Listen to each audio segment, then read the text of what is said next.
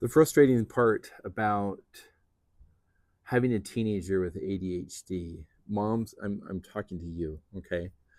And so take a look at this. The frustrating part really is that you are expecting perfection in yourself and in your teen.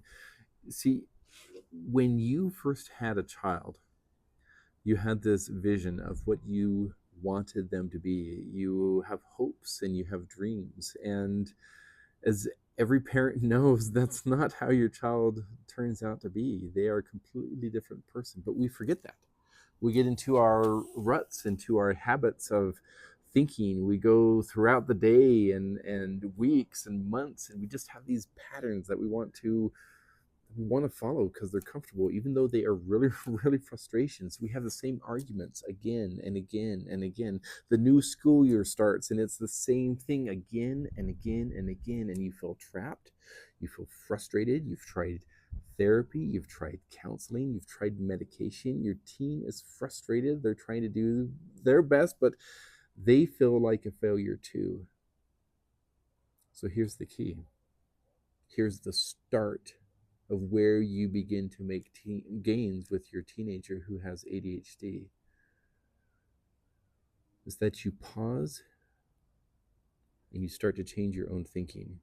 You recognize that my overwhelm is a pattern, it's a habit that I've gotten into, and I can let go of my expectations of what my teenager is supposed to be. I got certain grades in school. I did such and such when I was in high school. Why can't my child do this? Or maybe it was that I struggled in these things and I don't want my child to repeat that. But you can see your teenager for who they are as an individual and start to connect to them. Let go of the frustration, that knotted up overwhelm, that I don't know what to do to reach my child and help them. And I can pause the urgency of my own life to make time for my child because they are the most important thing.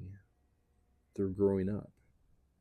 And when you take time to connect to them, when you take time to find calm in yourself, you're going to make gains with your teenager.